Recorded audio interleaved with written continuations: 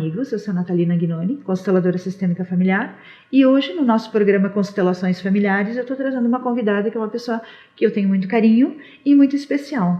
É a Fabiana Desorzi. Tudo bem, Fabiana? Bem-vinda. Tudo bom, Natalina. Muito obrigada pelo convite. Imagina, eu que agradeço a tua presença aqui conosco. Fabiana, então, psicóloga clínica, há quanto tempo já na profissão? Então, eu sou formada em torno de uns 20 anos, né, na Universidade de Caxias do Sul. Tenho mestrado na Universidade de Fortaleza. Né. A minha área de mestrado é a Fenomenologia de Merleau-Ponty, que trabalha um pouco com as questões de corpo vivido, né, de experiências vividas. Isso eu não tenho conhecimento. Que talvez a gente possa conversar um pouquinho Eu acredito hoje. Que de repente a gente pode sim, porque para mim é uma abordagem nova. E também clínica de criança e adolescente, né? Sim, eu trabalho e escrevo e falo algumas coisas também sobre crianças e adolescentes. E Gestalt terapeuta, né? Sim, sou Gestalt terapeuta, que é uma abordagem... Dentro da psicologia. Dentro da psicologia, né? Formadora também de Gestalt terapeutas. Muito bem, então o currículo é bem amplo, né? E aproveitando então a tua vinda, esse convite que para mim é muito especial tê-la aqui, Fabiana, até porque a sua estrada dentro da psicologia, ela é bastante ampla, né? Até em termos também de da formação dentro de Gestalt e dentro do suicídio, da suicidologia. Tu poderia trazer algo para nós, já que você trabalha também bastante com adolescentes, o que você poderia trazer aproveitando esse mês que estamos no mês da prevenção? Então, acho que esse convite foi muito especial, né, nesse sentido de podermos falar um pouquinho sobre o que o próprio slogan, né, do Setembro Amarelo fala. Né? Falar da dor, falar sobre amor, ajuda a diminuir a dor. Então, eu acredito que nós podemos ampliar uma reflexão a respeito do que até então, de certa forma, é um tabu. As pessoas têm medo de falar sobre suicídio. As pessoas têm medo de que se propague pelo fato de falar. E, na verdade, é muito pelo contrário. Né? Quando no momento em que nós falamos o compartilhar da dor, o compartilhar da angústia e da solidão de se estar vivendo coisas muito difíceis, né? Isto ajuda a amenizar sofrimentos psíquicos. Sim, porque na realidade a gente pode utilizar isso como recurso, né? Né? No momento que nós dividimos essa experiência pessoal de como conseguimos superar, né, a perda desse familiar, também isso pode servir como recurso para o outro, né? Aqui no Brasil, agora, nós temos um grupo de suicidologistas, em que eles acabam mudando a nomenclatura, né, de suicida para pessoas com transtorno do comportamento suicida. Interessante. Sim, no momento, quando tu falaste em sobreviventes, né, é mais ou menos nesse sentido que nós podemos compreender e refletir a respeito da situação em si em que é gerada. Né? Quando uma pessoa tem uma ideia, né, de ir para o ato suicida, sim, isso não quer dizer que ela vá se tornar uma pessoa numa ação suicida. No momento em que nós falamos sobre transtorno do comportamento suicida, nós estamos abrindo esse leque, né? Este leque, esta circunferência. Né? E não só propriamente para aquele indivíduo, né? Uma série de situações também, né? Sim, nós vamos ter, por exemplo, as pessoas com ideação suicida, as pessoas com planejamento suicida, nós vamos ter as pessoas que praticam o ato suicida em si. Dentro deste ato suicida, nós ainda vamos ter outras duas questões, que é o suicida com êxito e o suicídio sem êxito. Né? Aqueles que não têm êxito, eles também são categorizados como sobreviventes. E aqueles que têm êxito no ato suicida, eles deixam sobreviventes, que são os familiares. Claro. Sabe que por experiência própria eu tenho familiares. Então isso me trouxe assim até um estudo dentro da psicogenealogia, para ter uma compreensão melhor. Porque para o familiar é bem complicado a gente lidar com o suicídio, com a perda de um familiar desta maneira, né? A gente precisa ter uma compreensão para aliviar a culpa que o familiar fica sentindo pós esse acontecimento. Muitas vezes, realmente fica uma culpa de como é que eu não percebi que aquela pessoa estava precisando de ajuda. Né? Isso aí. Existe uma suicidóloga, né, aqui no Brasil, chamada Karina Fukumitsu. Tá? A mãe dela tentou o suicídio. Nesse documentário que eu vou colocar na semana que vem, depois do seu programa, ela está nesse documentário. Eu achei muito interessante a história dela. Sim. Tentou umas 10 vezes 18 vezes. A mãe dela tentou o suicídio 18 vezes. E ela é psicóloga, né?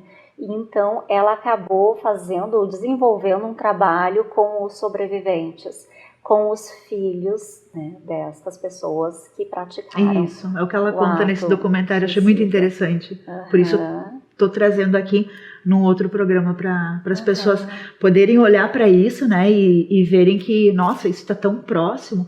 Mas uma coisa também que se falou muito, né, que eu achei muito interessante nesse documentário, que eu não tinha olhado ainda para isso dessa maneira, é a questão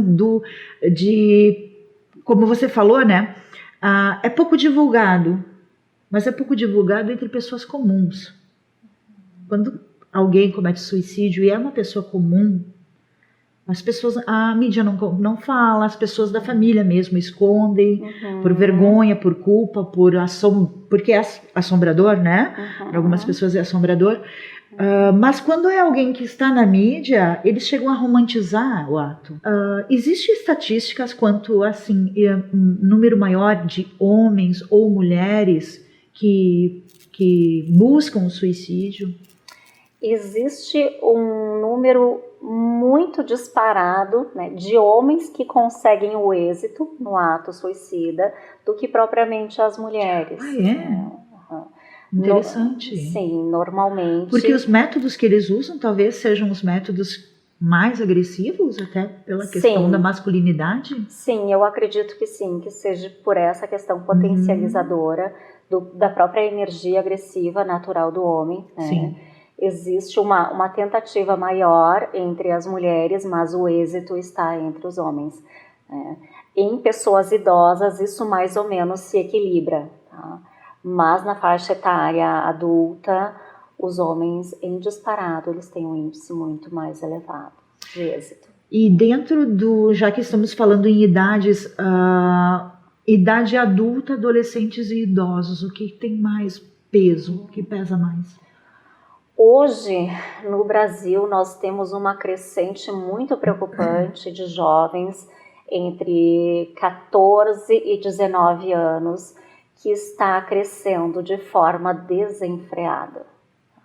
Se nós pensarmos neste crescente como uma guerra, um combate, eu diria que nós estamos perdendo esta guerra. Tô brincando. Se nós pensarmos na Revolução Industrial, na Primeira Guerra Mundial, na Segunda Guerra Mundial, a revolução que nós estamos vivendo hoje de constituição social vem dando margem, né, principalmente para esta perspectiva mais jovem da nossa sociedade. Vem dando margem para que estes adolescentes, né, acabam sendo as pessoas os sujeitos mais vulneráveis. Crianças também, existe já a documentação de a criança mais nova de 8 anos. Né? Isso já existe documentação, o que é muito preocupante. Crianças de 8 anos. Existe a documentação de uma criança de 8 anos, o que nos faz também refletir sobre a forma que as nossas crianças estão olhando para este mundo. Né? Que ideia de vida ou de existência que essas crianças estão constituindo a ponto de retirar a própria vida. É uma coisa que não dá nem para acreditar, né? Não, é bem complicado isso. E é algo desesperador, de certa forma. Né? É algo que causa um movimento de desesperança muito grande. Existe uma outra profissional que eu gosto muito, que eu trago ela eventualmente para dar curso aqui, que é a Cíntia Lavrati. Ah, conheço. E ela utiliza uma Muito prazer conhecer a Cíntia através de você. Ela é ótima. E ela utiliza uma frase, né, com relação ao suicídio. Ela diz que o suicídio é o triunfo da desesperança. Porque realmente a pessoa, ela acaba utilizando o suicídio não para acabar com a sua vida, mas como um paralisador, como um movimento de paralisar a dor. Ok, entendido. De tentar acabar com a angústia. Muito bem colocado. E não com a sua vida. Não, com certeza, muito bem colocado. Interessante, muito interessante essa colocação. Bom, excedemos já bastante o tempo, tá? Vamos chamar os apoiadores. Então, agora nós vamos para os nossos apoiadores e voltamos logo em seguida.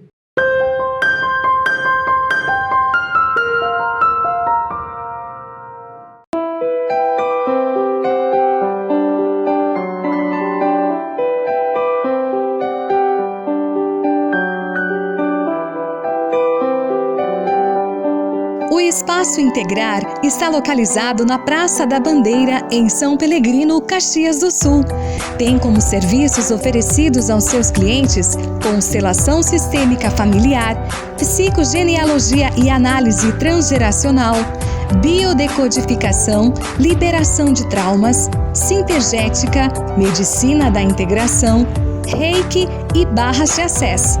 Temos também curso para a formação de novos consteladores, cursos de aprofundamento para consteladores já formados, curso para a formação de novos reikianos e encontros mensais de constelações familiares com workshop. Venha nos conhecer, vamos integrar novas possibilidades.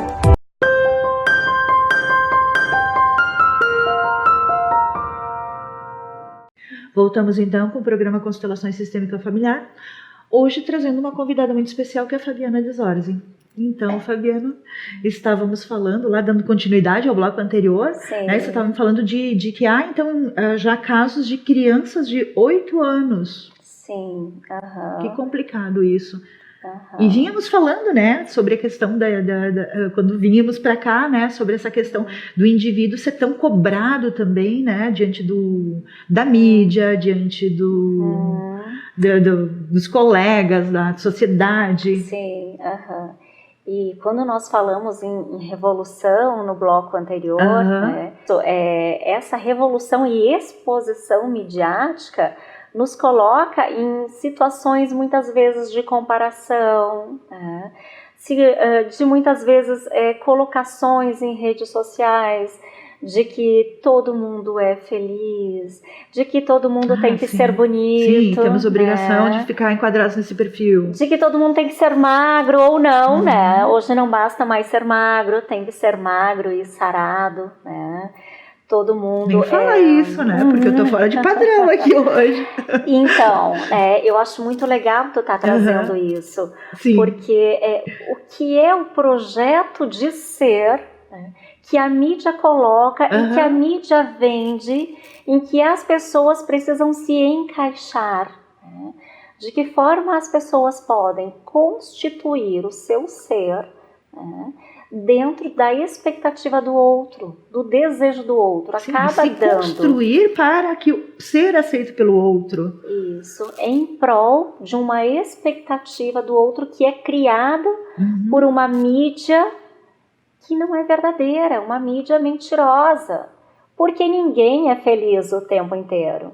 Há momentos em que sim, nós somos felizes e talvez nós estejamos melhores, tanto fisicamente, quanto financeiramente, profissionalmente, mas talvez em outros momentos não há esta acessibilidade. Né? Quer dizer, e este outro lado não é divulgado, né?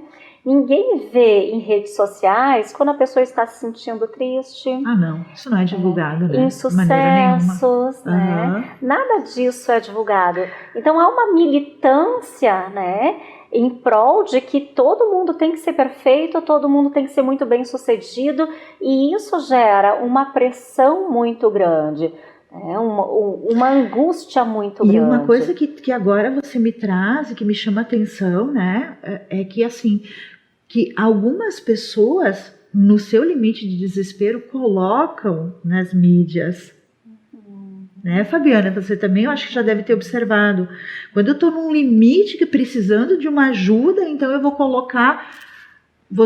trazer isso, mas aí essa pessoa já está num limite muito grande para poder trazer uma exposição dessas para um número tão grande de pessoas.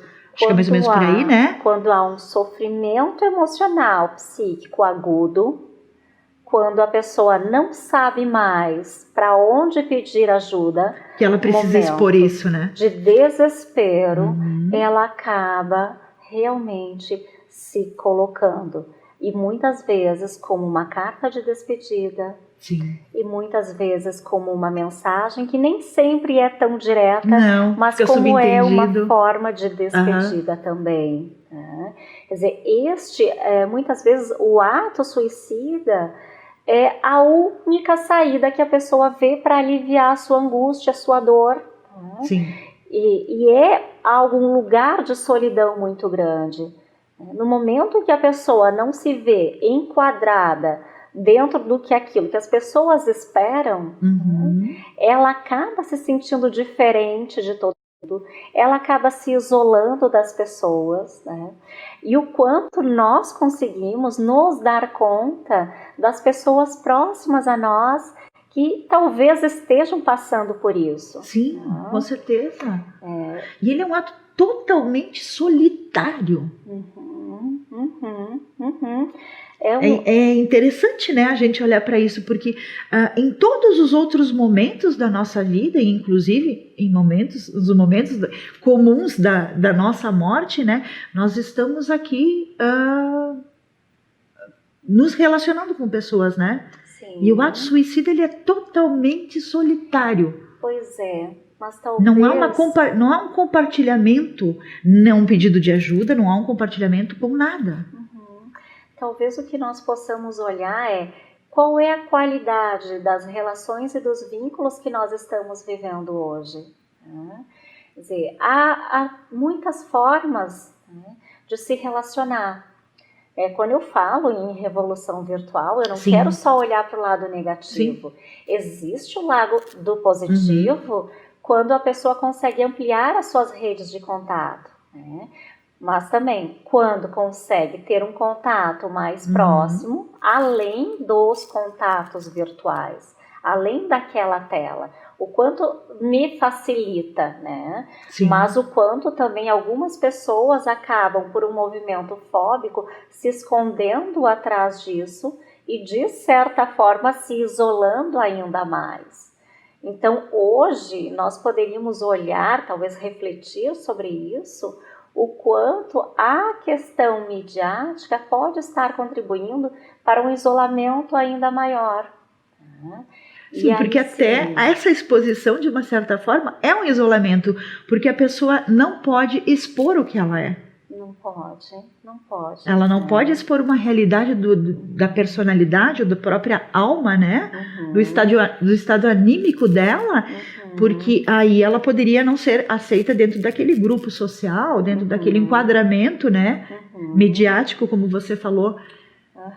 Existe uma fala do De Jours que ele diz exatamente isso, né? Que a angústia do meu fracasso diante do outro se torna redobrada.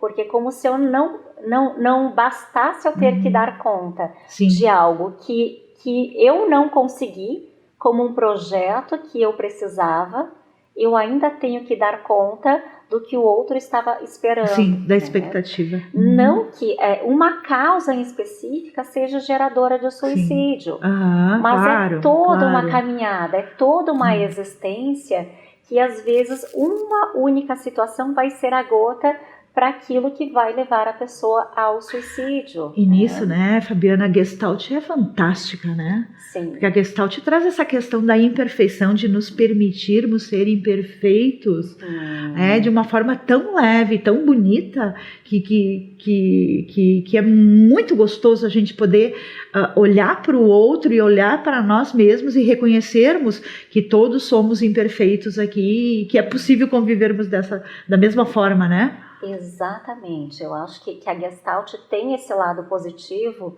de conseguir olhar para o ser como um todo, né? Com as suas potencialidades, mas também com aquele outro lado que não é tão bonito, né? Quer dizer, e consegue lidar com isso sem negar, né? E aí a gente pode olhar para a questão da prevenção ao suicídio desde uma educação muito precoce, lá com as crianças, né? Quer dizer, conseguindo elaborar com as crianças uma forma de se vincular, uma forma de laço relacional fortificado, né? De ela poder abraçar e acolher tanto que ela tem de positivo quanto que não é tão positivo, né? E não só as crianças, mas os jovens e os próprios adultos. Né? Os adultos também estão muito carentes disso. Nós não podemos dizer, por exemplo, nessa era em que todo mundo deve ser bonito, e que todo mundo é bonito, não, né? Mas não é porque não há, talvez, uma harmonia estética que a pessoa precisa colocar tudo fora, né? Ela pode acolher aquilo que não é tão bonito, né? De uma forma de se preservar e também podendo qualificar aquilo que ela tem de bom, né? Normalmente, com os meus próprios filhos em casa, né? Às vezes ele vem, não só na clínica com os pacientes, mas com os meus próprios filhos, né? Eles vêm com um desenho, né? Mamãe, este meu desenho está muito feio. Digo, é mesmo, filho? O que há de feio no teu desenho, né? Tá todo feio. Não pode. Alguma coisa tem que estar legal, né? O que tem de legal no teu desenho? E poder revelar e poder ressaltar aquilo que tem de bom. Então, eu acho que uma forma de nós lidarmos também na prevenção do suicídio é exatamente isso. Que a gente pode falhar. Nós podemos falhar, nós não devemos negar, nós podemos olhar para o outro exatamente como esta forma que ele não é, né? E poder acolher esta dor. Porque se nós olhamos sempre com uma expectativa de que tem que estar tudo bem, nós não vamos conseguir acolher, né? E aí eu trago mais uma vez uma vivência minha com os meus filhos, que todas as noites a gente faz uma reza e cada um agradece alguma coisa que tenha acontecido no seu dia. Bacana. Então, às vezes a minha filha diz, eu agradeço a minha casa, eu agradeço a minha família, a minha escola, né? E o pequenino que mal consegue falar, ele diz também, né? Eu agradeço a minha escola, os meus brinquedos. Mas de a gente poder... já está... para que a pessoa possa perceber o valor das coisas que estão acessíveis, né? Daquelas que estão aqui e não daquelas que estão fora, que estão inacessíveis. De fortalecer aquilo que é bom, de torná-los fortalecidos para os conflitos que eles vão ter, que nessa vida nós vamos ter conflitos, né? E também eles aprenderem a se resguardar daquelas pessoas que também são tóxicas. Sim. Não é ser bonzinho o tempo todo, mas é também poder se retirar nos momentos em que são necessários.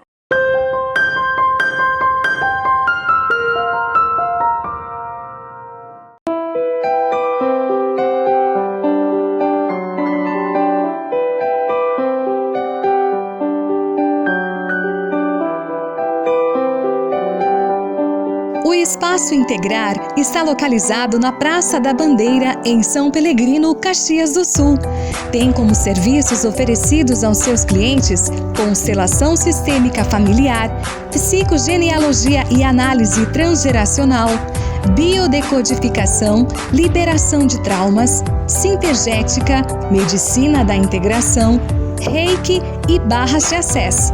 Temos também curso para a formação de novos consteladores, cursos de aprofundamento para consteladores já formados, curso para a formação de novos reikianos e encontros mensais de constelações familiares com workshop.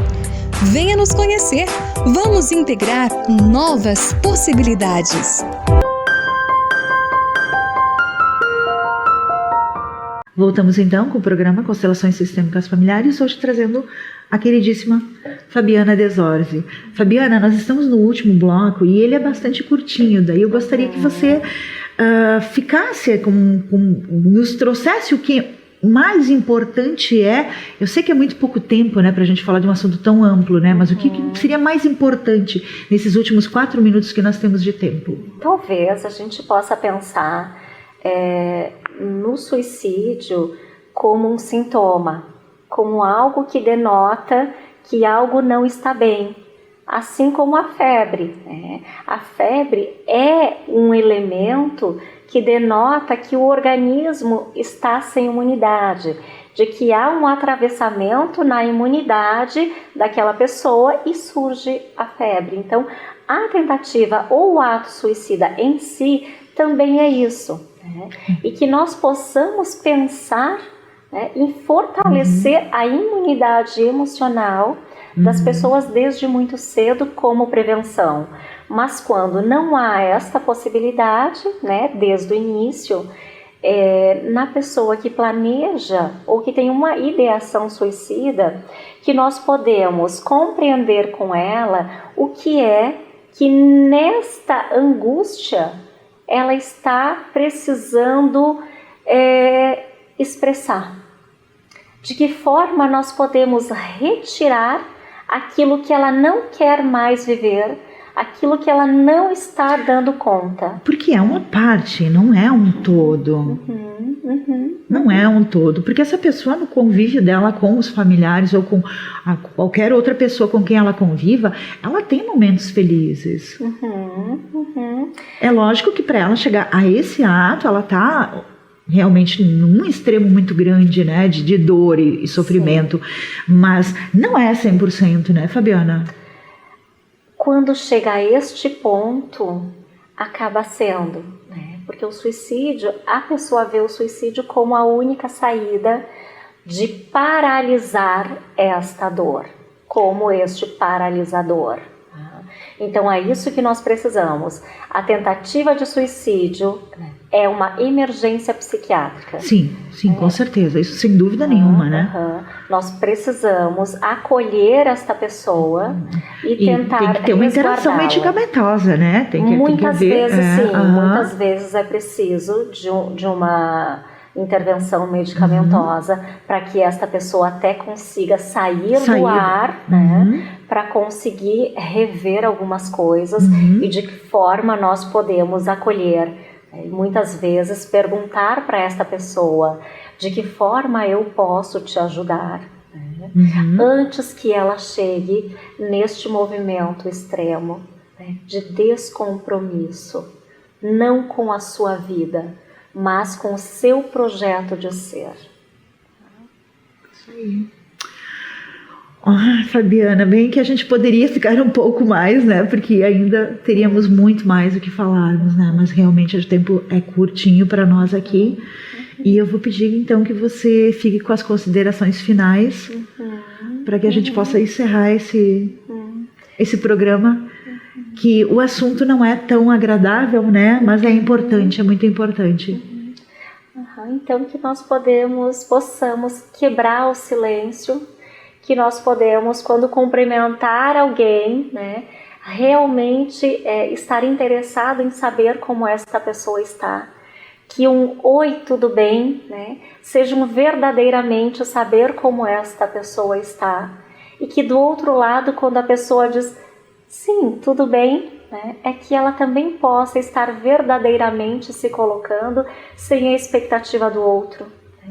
De uma forma muito simplista, que nós possamos trazer para o nosso dia a dia um pouco deste olhar empático e generoso em relação ao outro.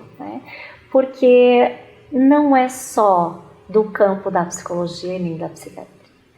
é um campo de todos nós e de uma constituição social de uma forma geral.